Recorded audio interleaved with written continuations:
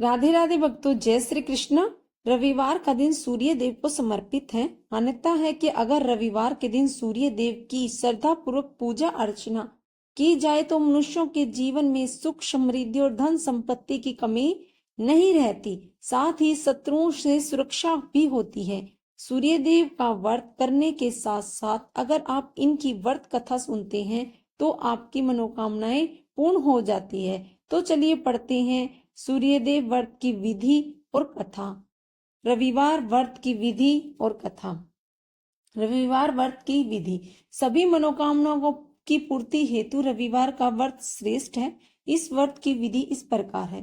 प्रातः काल स्नान आदि से निर्वित हो स्वच्छ वस्त्र धारण करें, शांत चित्त होकर परमात्मा का स्मरण करें। भोजन एक समय से अधिक नहीं करना चाहिए। भोजन तथा फलाहार सूर्य के प्रकाश रहते ही करना उचित है। यदि निराहार रहने पर सूर्य छिप जाए तो दूसरे दिन सूर्य उदय होने पर ही अर्घ देने के बाद भोजन करें। व्रत के अंत में कथा सुननी चाहिए। व्रत के दिन नमकीन तेल युक्त भोजन कदापि ग्रहण न करें।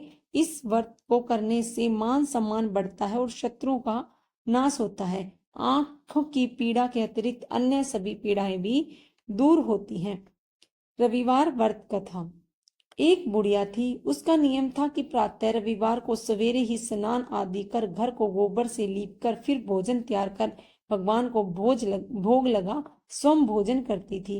ऐसा व्रत करने से उसका घर अनेक प्रकार के धन धान्य से पूर्ण था। श्री हरि की कृपा से घर में किसी प्रकार का विघ्न या दुख नहीं था। सब प्रकार से इस घर में आनंद रहता था। इस प्रकार कुछ दिन बीत जाने पर उसकी एक पड़ोसन, जिसकी गौ का गोबर वह बुढ़िया लाया करती थी, विचार करने लगी कि बुढ़िया हमेशा मेरी गौ का गोबर ले जाती है, इसीलिए अपनी गौ को घर के भीतर बांधने लगी। बुढ़िया को गोबर न मिलने से रविवार के दिन वह घर को न लीप सकी, इसीलिए उसने न तो भोजन बनाया और न ही भगवान को भोग लगाया। स्वयं भी उसने भोजन नहीं किया। इस प्रकार उसने निराहार व्रत किया। रात्रि हो गई और वह भूखी सो गई। रात्रि में भगवान ने उसे स्वप्न में दर्शन दिए और भोजन न बनाने और भोग न लगाने का कारण पूछा। बुढ़िया ने गोबर न मिलने का कारण बताया। तब भगवान ने कहा कि माता, हम तुमको ऐसी गौ देते हैं जिससे सभी इच्छाएं पूर्ण होगी, क्योंकि तुम हमेशा रविवार को गौ के गोबर से घर लीप कर भोजन बनाकर मेरा भोग लगाकर खुद भोजन करती हो। इससे मैं खुश होकर तुमको वरदान देता हूँ। निर्धन को धन और बांझ स्त्रियों को पुत्र देकर दुखों को दूर करता हूँ, अतः अंत समय में मोक्ष देता हूँ। स्वयं में ऐसा वरदान देकर भगवान तो अंतर्धन हो गए। जब बुढ़िया की आंख खुली तो वह देखती है कि आंगन में एक अति सुंदर गौ और बछड़ा खड़े हैं। उसने उन्हें वहीं बांध दिया और वहीं खाने का चारा भी डाल दिया।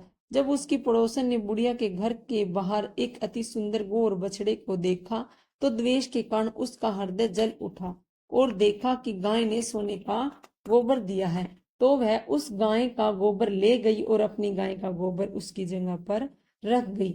वह नित्य प्रति ऐसा ही करती और सीधी सादी बुढ़िया को उसकी खबर नहीं होने दी। तब सर्वव्यापी ईश्वर ने सोचा कि चालाक पड़ोसन के कर्म से बुढ़िया ठगी जा रही है, तो ईश्वर ने संध्या के समय अपनी माया से बड़ी जोर से आंधी चला दी। बुढ़िया ने अंधेरी के भय से अपनी गौ को भीतर बांध लिया। प्रातः काल जब बुढ़िया ने देखा कि गौ ने सोने का गोबर दिया है, तब उसे आश्चर्य की सीमा न रही और वह प्रतिदिन गौ को घर के भीतर बांधने लगी।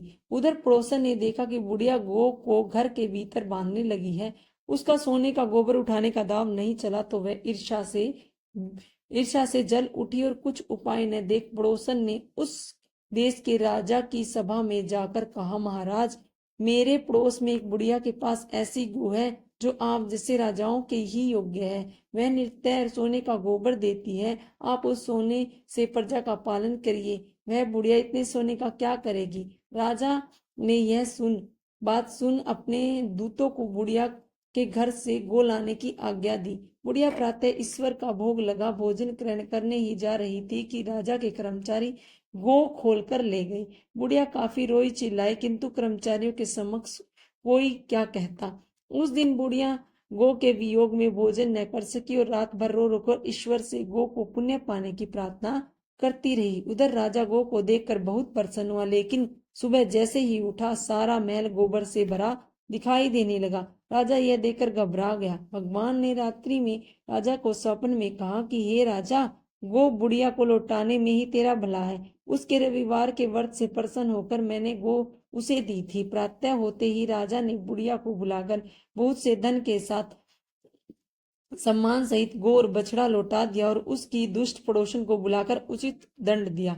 इतना करने के बाद राजा के महल से गंदगी दूर हुई। उसी दिन से राजा ने नगरवासियों को आदेश दिया कि राज्य की और अपनी समस्त मनोकामनाओं की पूर्ति के लिए रविवार का व्रत करो। व्रत करने से नगर के लोग सुखी जीवन व्यतीत करने लगे। कोई भी बीमारी और प्रकृति का प्रकोप उस नगर में नहीं होता था। सारी प्रजा सुखी से रहने लगी। रविवार व्रत की आरती। कहू लगी आरती दास करोगे, सकल जगत जाकी ज्योत विराजे। सात समुंदर जाके चरनानी बसे, कहा भयो जल कुंभ भरे हो राम। कोटू भानु जाके नक्की शोभा, कहा भयो मंदिर दीप धरो हो राम। भार 18 रामा बलि जाके, कहा भयो सिर पुष्प धरो हो राम। 56 भोग जाके नृत्य प्रति लागे, कहाँ भयो नवेद भरो धरो हे राम। अमित कोटि जाके बाजा बाजे, कहाँ भयो झनकार करो हो राम। 4 वेद जाके मुख की शोभा, कहाँ भयो ब्रह्म देव पढ़ो हो राम। शिव सनकादि आदि ब्रह्मादिक, नारद मुनि जाको ध्यान धरो हो राम। हम मंदार जाको पवन झंकारे, कहाँ भयो शिव चमर डुरे हो राम।